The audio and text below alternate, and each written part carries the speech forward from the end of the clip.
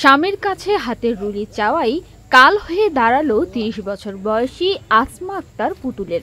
এই ঘটনার জের ধরেই মেয়েকে কোমল পানীয়র সাথে ঘুমের ওষুধ খাইয়ে স্ত্রীকে কুপিয়ে হত্যা করে থানায় আত্মসমর্পণ করে ৪০ বছর বয়সী আবুল কালাম।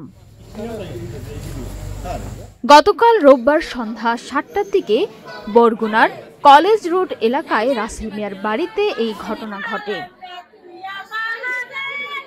নিহত আসমা ২০১৩ সাল থেকে একটি বেসরকারি ব্যাংকের পরিচ্ছন্নতা কর্মী পদে চাকরি করতেন। তাদের একটি ছেলে ও এক মেয়ে আছে।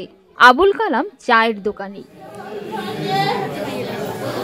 আসমার মেয়ে রাকামণি বলেন, বাবা আমাকে ঘুমের ওষুধ দিয়ে ঘুম পড়িয়ে দেন।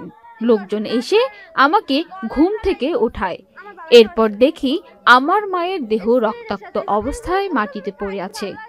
পরে এলাকার লোকজন মাকে হাসপাতালে নিয়ে যায়।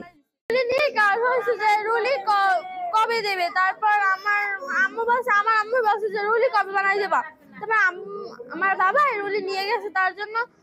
তারপরে আমার ঘুমের ওষুধ দিয়ে। স্থানীয় সূত্রে জানা গেছে, স্ত্রীর হাতে সোনার রুলি বিক্রি করেন স্বামী।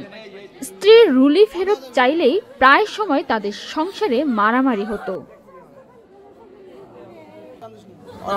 নিহতর মা জানান, আমার মাইয়া আমার খেয়াল কইছে তুমি তো ধৈর্য খাও, আমার কিন্তু মারিয়েই হেলাইবো, আমার কিন্তু খুন করবে। মারছে তো ওই জিনিস, ওই টাকা, ওই চাকরি, ওই এর কি মারছে যে ওর টাকা পয়সা আমাকে দেয়, আমাকে তো চাইরা না ওদের। আমি কইছি হোর আবার যা আছে আমি খাইয়ে পরে থাকতে পারবো।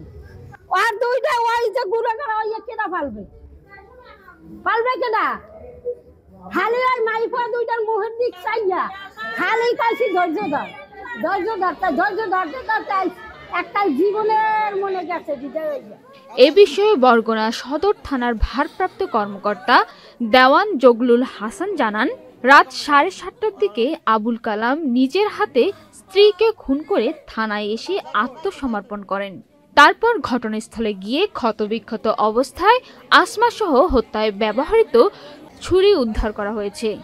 তাকে হাসপাতালে নেওয়া হলে চিকিৎসক মৃত বলে ঘোষণা করেন। হত্যার আসল ঘটনা তদন্তের মাধ্যমে বের হবে। আবুল কালাম ৩৫ বছর বয়স ওনার। উনি তার নিজের স্ত্রীকে ছুরিকাঘাতে হত্যা করে থানায় এসে আত্মসমর্পণ করে। আমরা ঘটনাস্থলে দ্রুতই পুলিশ পাঠাই এবং তার স্ত্রী পুতুল নাম ওনাকে আমরা সাথে সাথে মেডিকেলে প্রেরণ করি, কিন্তু ডাক্তার তাকে মৃত ঘোষণা করে। আমরা এই গ্রেপ্তারকৃত আবুল কালামকে নিয়ে ছুরিটি উদ্ধার করার জন্য, যেটা দিয়ে হত্যা করা হয়েছে সেটা উদ্ধার করার জন্য আমরা অভিযান পরিচালনা করেছি। অভিযান অব্যাহত আছে এবং কি কারণে হত্যা করেছে সেটা আমরা তদন্তের মাধ্যমে বের করে আনবো।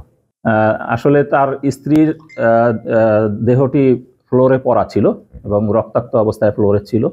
আমরা দ্রুত তাকে উদ্ধার করে এবং হাসপাতালে প্রেরণ করি।